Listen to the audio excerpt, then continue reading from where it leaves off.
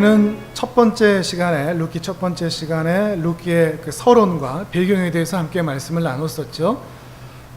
사사들이 치리하던 때다. 이것이 의미하는 바가 무엇인지, 그 땅에 흉년이 들었다. 이것이 의미하는 것이 무엇인지 우리가 함께 말씀을 나누어 보았습니다. 그리고 그 다음 시간에는 엘리멜렉에 대해서 살펴보았었죠. 엘리멜렉의 그 이름의 뜻이 기억나십니까? 하나님은 나의 왕이시다. 그런데 그 이름의 뜻이 무색하게 하나님이 왕이 되신 것이 아니라 자기가 왕이 되어 자기 마음대로, 자기가 원하는 대로, 자기 기뻐하는 대로, 자기 판단에 따라 그 시대의 사람들처럼, 사사 시대의 사람들처럼 살았던 사람이 바로 이 엘리멜렉이었습니다. 그리고 우리가 지난주에는 나오미에 대해서 함께 살펴보았었죠. 나오미의 그 이름의 뜻, 기쁨, 즐거움, 그 이름의 뜻이 무색하게 전혀 기쁘지 않은 엘리멜렉, 이름만 엘리멜렉인 그 남편을 따라서 모압 지역으로 갔다가 그곳에서 남편이 잃고 자식들을 잃고 빈털터리가 되어버린, 그래서 슬픔일 수밖에 없는, 괴로움일 수밖에 없는 이 나오미에 대해서 우리가 함께 보았습니다. 그런데 10년 만에 이 나오미가 베들레헴으로 돌아가려고 길을 떠나는 것을 우리가 보았죠. 왜 다시 베들레헴으로 가려고 했을까요? 남편도 죽고 아들들도 다 죽었으니까 이제 소망이 없다. 죽더라도 고향에서 죽어야겠다. 고향이니까 갔을까요? 아니면 고향 사람들이 거기 있으니까 갔을까요? 아니면 상황이 좋아져서, 환경이 좋아져서? 아니었습니다. 그가 돌아간 이유는 하나님께서 그 땅에 다시 은혜를 베풀기 시작했다. 그 소문을 듣고 돌아가는 것이었습니다. 오직 하나님 때문이었습니다. 그 가는 길이 쉽지는 않습니다. 자기에 대해서 다 알고 있는 그 사람들 앞에 자기의 실패한 모습, 자기의 빈털터리가 된 모습, 하나님의 은혜를 전혀 누리지 못하고 오히려 하나님께로부터 저주를 받은 것 같은 인생이 되었다고 하는 것 때문에 그는 낙심할 수밖에 없기 때문에 고향으로 돌아가는 것이 결코 쉽지가 않습니다. 그러함에도 나오미는 오직 하나님만 보고 그 땅에 하나님의 긍휼이 임하기 시작했다는 그 소문만 듣고서 이 믿음의 길을, 고향으로 가는 길을, 베들레헴으로 가는 길을 떠나고 있는 것입니다. 나오미에게 있어서는 이 결정, 고향으로 가자라고 하는 이 결정이 인생 일대에 매우 중요한 결정이었을 것입니다. 오늘은 이 나오미처럼 인생에 정말 중요한 결정을 하고 있는 한 여인을 만나보려고 합니다. 그 여인의 이름이 바로 룻입니다. 룻기 네 번째 시간 만에 드디어 이제 룻을 우리가 보게 되죠. 이 룻은 우리가 알고 있는 대로 모압 여인입니다. 이 모압 여인으로서 자기에게는 외국인처럼 여길 수 있는 유대인 남자와 결혼을 했는데 이게 불과 몇 년 되지 않아서 자식도 남겨주지 않고 이 남편이 먼저 죽어버리고 맙니다. 어린 나이에 과부가 되고 만 그런 가련한 여인인 것이죠. 그런데 우리가 이 룻에 대해서 말할 때 대부분 효심이 깊은, 시어머니를 정말로 사랑하고 섬길 줄 아는 그런 여인 정도로 우리가 이야기할 때가 많습니다. 그래서 5월달이 되면, 가정의 달 되면 이 룻의 이야기를 꼭 얘기하면서 며느리들 잘 들으라고, 시어머니들, 부모님들 잘 섬기라고 이 룻에 대해서 이야기하고는 합니다. 그러나 이 룻기의 저자는 이 룻을 효심 깊은 며느리로 표현하지 않습니다. 윤리적인 사람, 양심적인 사람, 도덕적인 사람으로 이 룻을 말하지 않습니다. 이 룻기의 저자는, 그리고 하나님은 이 룻을 매우 신앙적인 사람으로 표현하고 있습니다. 룻은 그 시대에 보기 힘든, 이스라엘 안에서도 찾아내기 힘든 믿음의 사람으로 드러내고 있다는 것입니다. 어떻게 이야기하고 있는지 간추려서 한번 살펴보도록 하겠습니다. 하나님의 궁유를 발견하고 베들레헴으로 돌아가는 길 위에 나오미와 그의 두 며느리, 첫째 며느리 오르바, 둘째 며느리 룻, 이 세 여인이 터벅터벅 힘없이 베들레헴으로 가고 있습니다.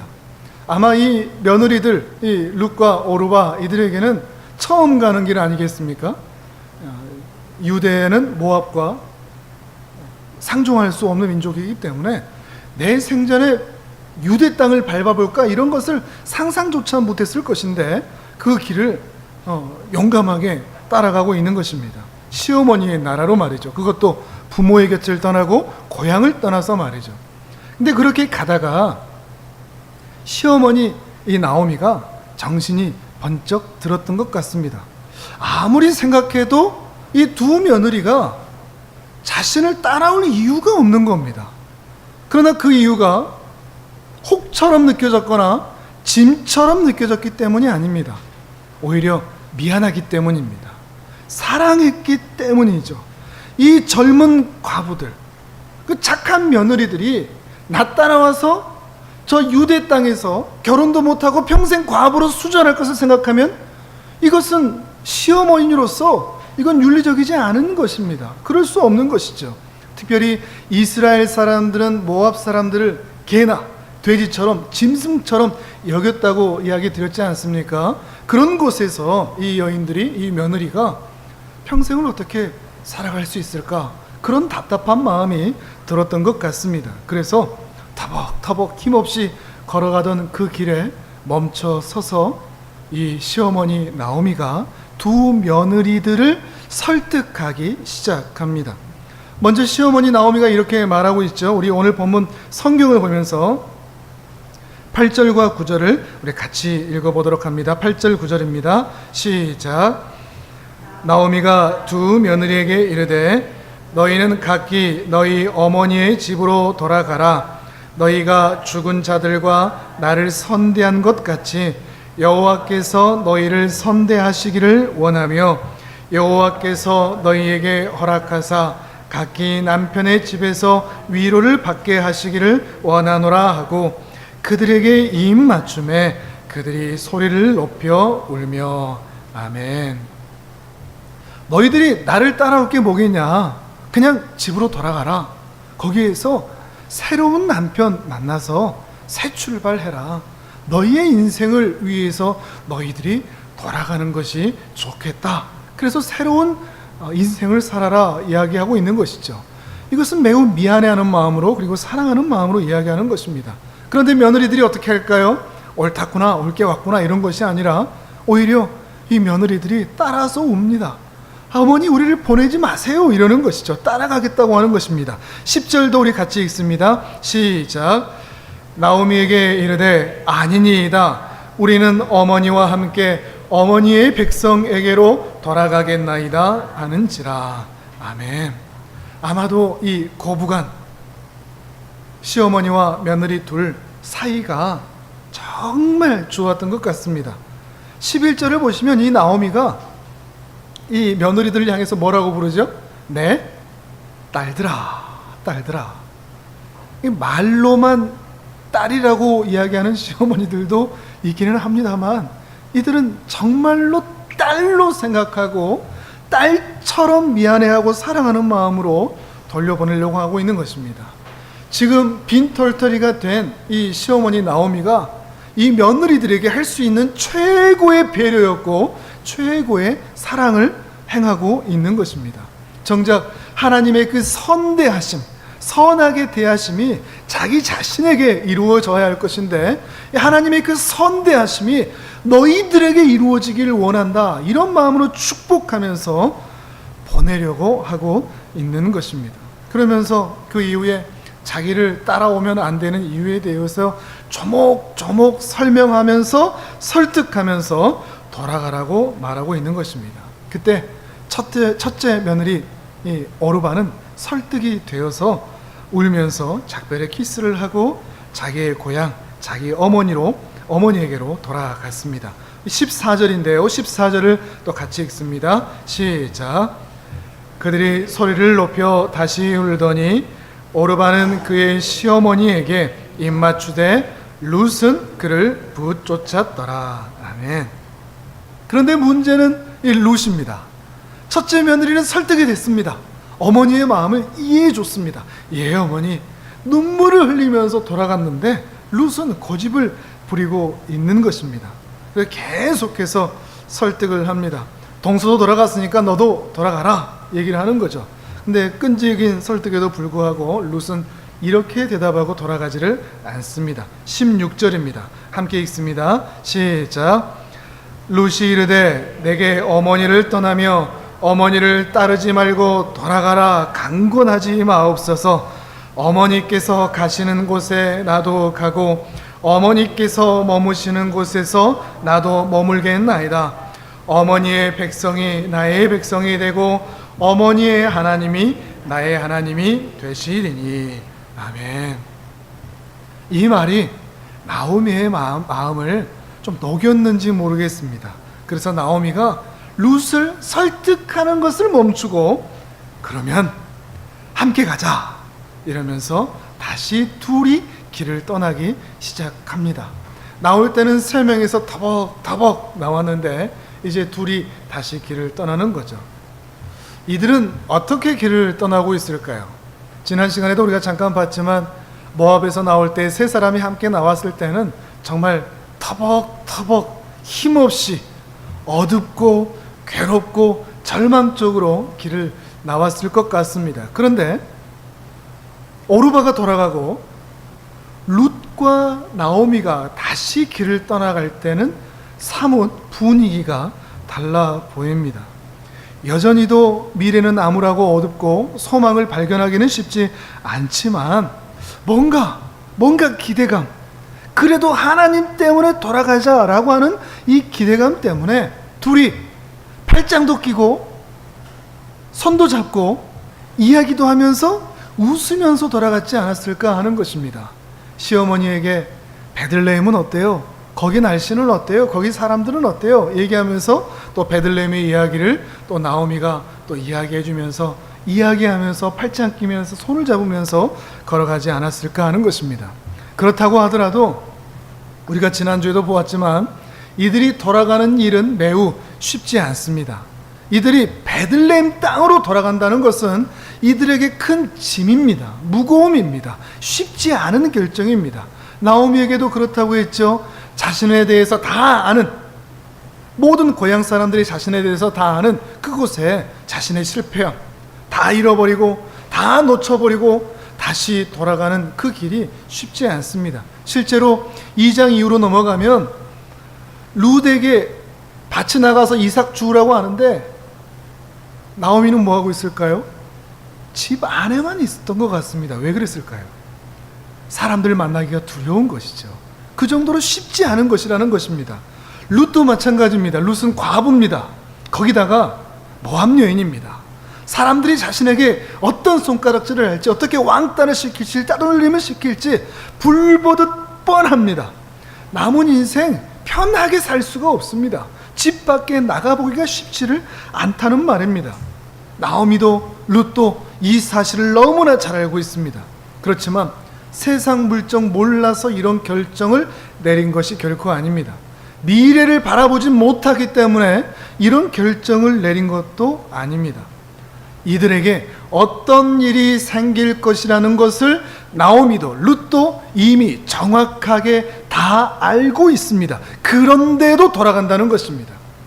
자신에게 어떤 아픔이 있을지, 상처가 있을지, 절망적인 일을 만나게 될지 자신들도 이미 다 알지만 그러함에도 불구하고 이들이 돌아가고 있다는 것입니다. 오늘 우리가 살펴보려고 하는 부분이 바로 이 부분입니다. 룻은 어떻게 돌아갈 수 있었을까? 이것을 알면서도 룻은 왜 돌아가고 있을까 하는 것입니다. 우리가 얘기했던 것처럼 시어머니에 대한 의리, 우리가 말씀 읽어보았지만 그 의리처럼 느껴 보이지 않습니까? 극진한 효심처럼 보이지 않습니까? 시어머니가 따라오지 말라고 하는데도 이 룻은 따라가려고 하는 그 모습이 있는 것이죠. 우리 다시 한번 보시면 8절에서 이 시어머니가 이렇게 얘기하죠. 너희는 각기 너희 어머니의 집으로 돌아가라. 하나님께서 너희를 선대하시기를 원한다. 9절에도 너희에게 허락하사 각기 남편의 집에서 위로를 받게 하시기를 원하노라. 이것 때문에 나오미는 돌아가라고 한 것입니다. 너희가 새로운 삶을 살아라는 것이죠. 그러나 며느리들은 10절에서 아닙니다. 우리는 어머니와 함께 어머니의 백성에게로 돌아가겠습니다. 그러면서 11절, 12절, 13절에 우리가 이제 후에 다시 한번 살펴보겠지만 계대 결혼에 대해서 이야기를 합니다. 이 유대인들은 남편이 죽으면 너희 새 출발하라 하지 않습니다. 그 아들의 동생이 있으면 그들에게 새로운 가정을 이룰 수 있도록 하는 거죠. 근데 이 나오미는 나에게 새로운 아들이 없다. 내가 혹 결혼한다고 해도 너에게 아들을 주어서 새로운 가정을 이룰 수 있는, 새로운 가문을 이룰 수 있는 그런 남편을 나는 만들어줄 수 없다. 그러니 너희는 돌아가라 이야기를 하고 있는 것입니다. 그러면 나오미가 지금 돌아가라고 한 그 이유가 분명하지 않습니까? 이 젊은 며느리들이 자신을 따라와서 평생토록 불행하게 사는 것을 원하지 않기 때문입니다. 재혼을 해서 새로운 가정을 이루기를 바라는 그런 사랑하는 마음인 것입니다. 딸과 같은 며느리들을 위한 감정, 사랑이라는 감정에 이끌려서, 그리고 우리가 생각하기에도 너무나 합리적인 그 양심적인 참 이런 시어머니 참 좋다 이런 생각이 들 정도로 이 시어머니의 결정은 매우 합리적입니다. 멋있습니다. 감정적입니다. 사랑이 충만합니다. 옛말에도 우리 그런 말 있지 않습니까? 한번 시집 오면 귀신이 되어서도 못 나간다. 우리 나오미는 그렇지가 않지 않습니까? 이 시어머니는 참 좋은 시어머니처럼 여겨지는 것입니다. 그래서 오르바는 이 말에 설득이 되었었죠.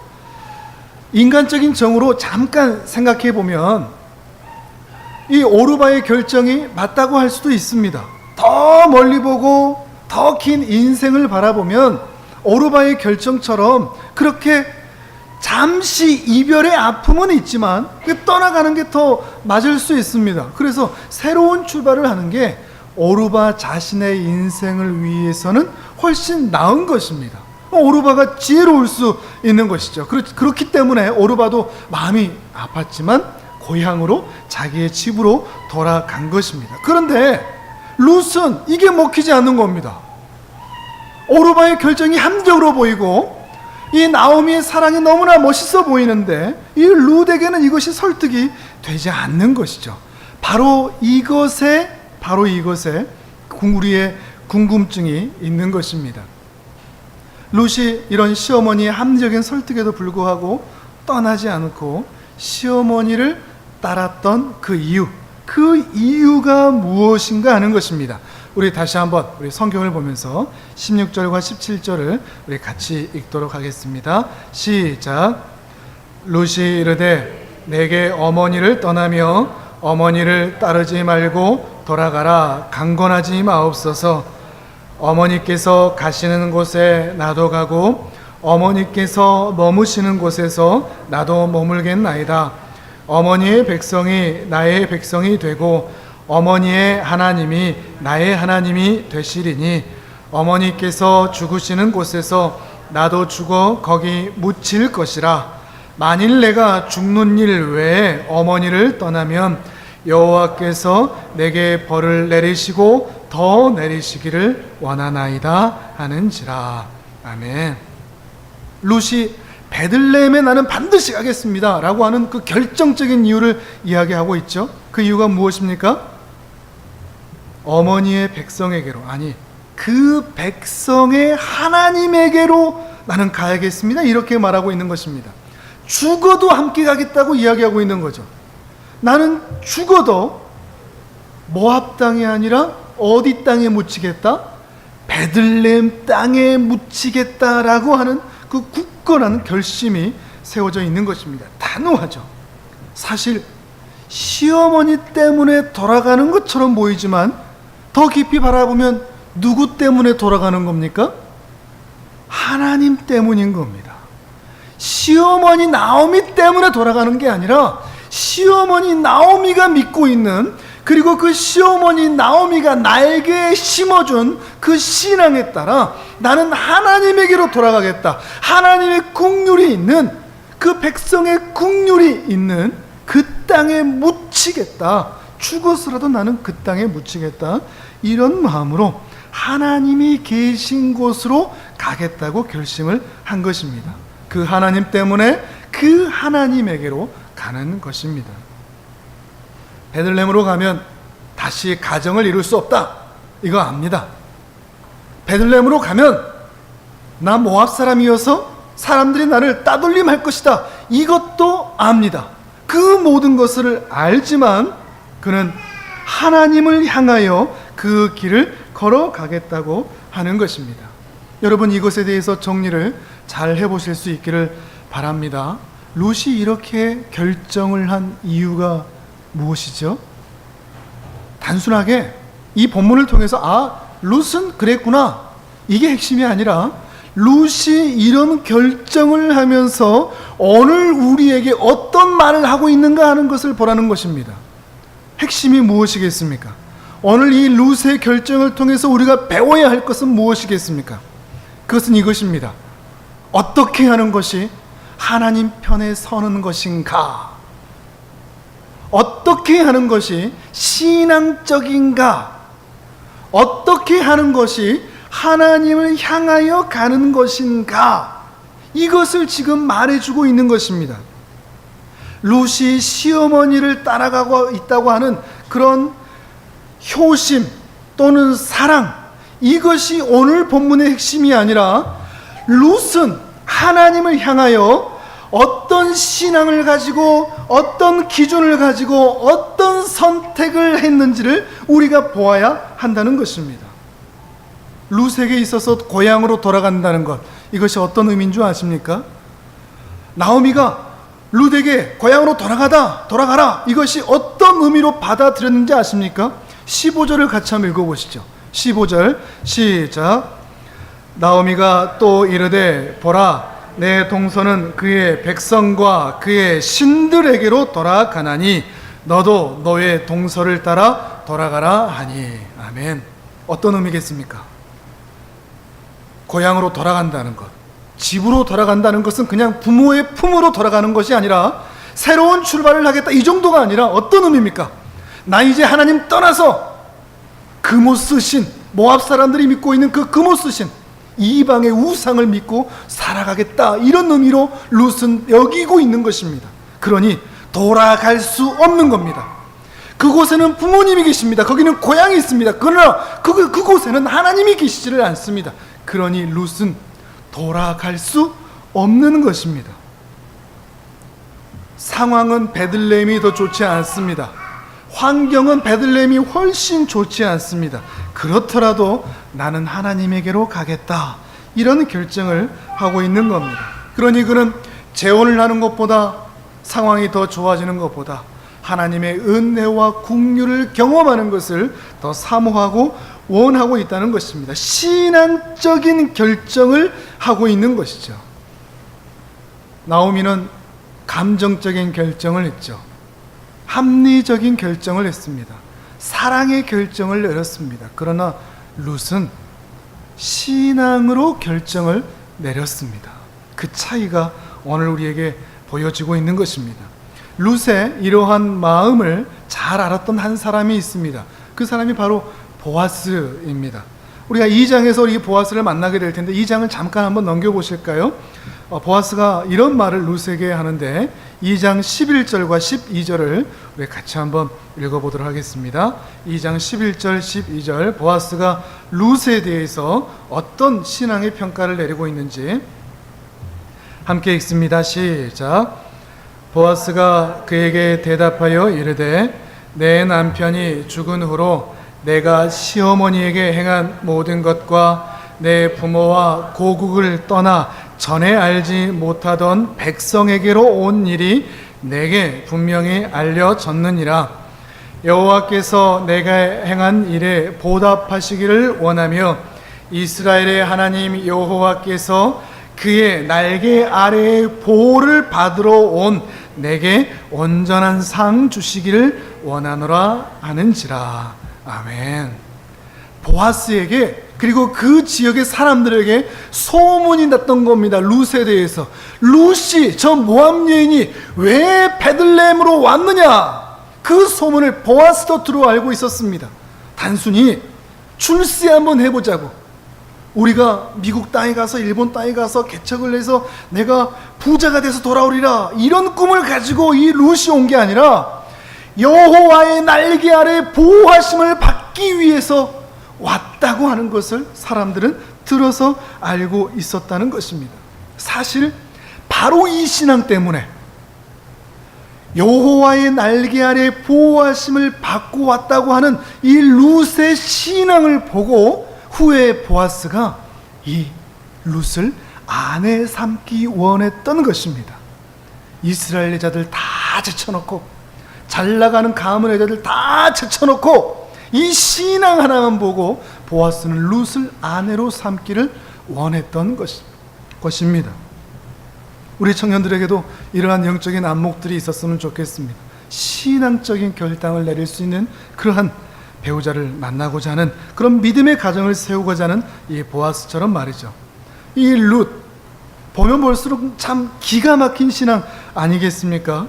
그저 하나님의 날개 아래 보호하심을 받기 위해서 그는 유대 땅, 아무도 모르는 땅, 시어머니 외에는 아무도 아는 사람이 없는, 오히려 내가 그곳에서 들어가면 힘든 삶을 살 것이 분명한 그 땅에 그저 하나님만 바라보고 왔던 것입니다. 이런 중요한 결정을 했던 것이죠. 바로 이것을 위해서 자신의 집을 떠난 거죠. 자신의 고향을 떠난 거죠. 자신이 편안한 곳을 떠난 겁니다. 마치 여자 아브라함이 되어서 본토 친척 아비 집을 떠나 하나님이 명령하신 곳을 떠나갔던 것처럼 룻은 그렇게 믿음의 길을 떠나가고 있는 것입니다. 신앙적인 면에서 보면 룻이 낫습니까? 나오미가 낫습니까?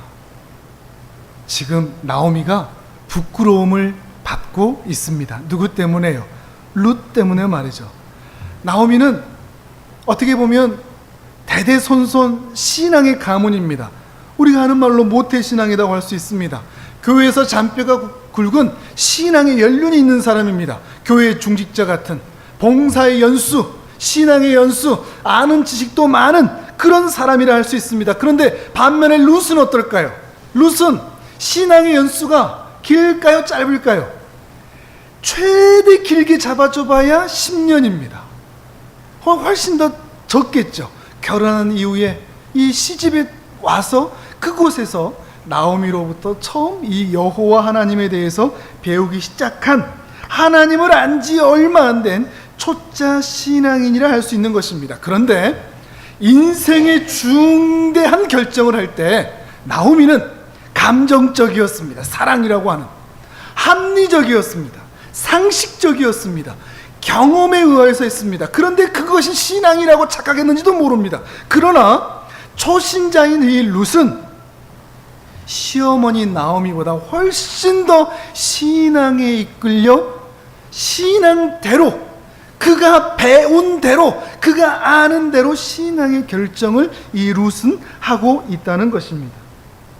룻이 어떻게 이런 신앙을 가지게 되었는지 참 궁금합니다. 성경에서는 그것을 말하고 있지 않죠. 어머니로부터 배웠을 것입니다. 그리고 하나님께서 은혜 주셔서 그 영혼의 깊숙한 곳에 하나님의 그 만지심으로 인하여 하나님을 믿고자 하는 그 마음이 생겨났을 것입니다.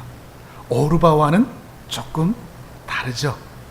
그 영혼에 하나님의 은혜가 있었던 것입니다. 비록 신앙의 연수와 지식은 그의 시어머니 나오미보다 훨씬 얕고 부족하지만 그가 신앙하는 대로, 그가 배운 대로, 그가 아는 대로 하나님의 사람들은 이렇게 살아야 한다라는 것을 아는 대로 결정했던 신앙의 사람이라는 것을 오늘 본문은 말하고 있는 것입니다. 그리고 이 룻의 모습을 통하여서 그 보아스와 그 이스라엘 사람들에게, 그리고 오늘을 살아가는 신약의 성도들에게 이 룻을 통하여서 하나님께서 고발하고 있습니다.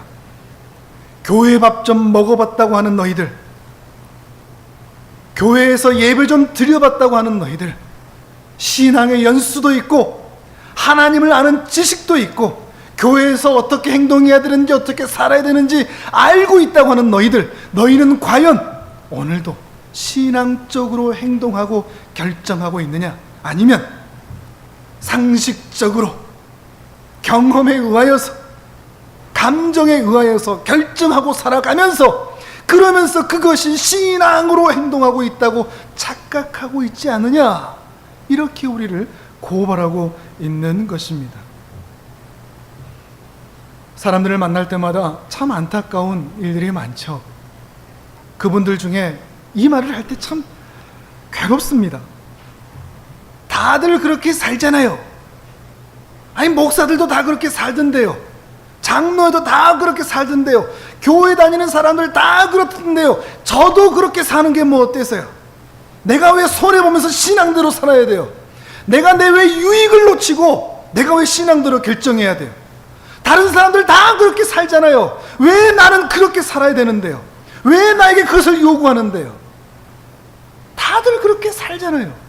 신앙인들이라고 하면서도 다들 그렇게 합리적으로 감정적으로 양심적으로 그러면서 그것이 신앙이라고 생각하면 착각하면서 살았는데 왜 나는 신앙의 원리대로 살라고 하십니까? 갈수록 그리스도인들에게서 그리스도가 보이지를 않습니다. 그리스도의 향기가 나지를 않습니다. 예수 믿는 백성다움이 드러나지를 않습니다. 냄새만 납니다. 세상 냄새, 정욕의 냄새, 시궁창 냄새. 세상 사람들이야 원래 그런 냄새 나는데 그리스도인들한테는 그런 냄새가 안 나면 안 되는 것 아니겠습니까? 그런데 자꾸만 그런 일들이 있는 것 같습니다. 오늘날 이 시대에도 나오미처럼 또는 오르바처럼 행동하고 결정하는 사람들이 참 많습니다. 안타까운 일입니다. 하나님의 은혜로 믿음의 공동체 안으로 들어왔다가 정작 중요한 순간에는 그 믿음의 공동체를 떠나는 일들이 오르바처럼 있는 것입니다. 너무 바쁘다고, 사는 게 너무 힘들다고, 지금은 돈을 벌어야 된다고, 지금은 사는 여유가 없다고, 아니면 교회가 마음에 안 든다고, 성도가 마음에 안 든다고, 교회가 타락했다고, 교회가 별 볼 일 없다고 이런저런 핑계와 이유를 대면서 교회를 떠나가는 사람들이 있습니다. 오르바처럼 말이죠. 다시 세상으로 가고 있습니다. 너무나 안타까운 일입니다.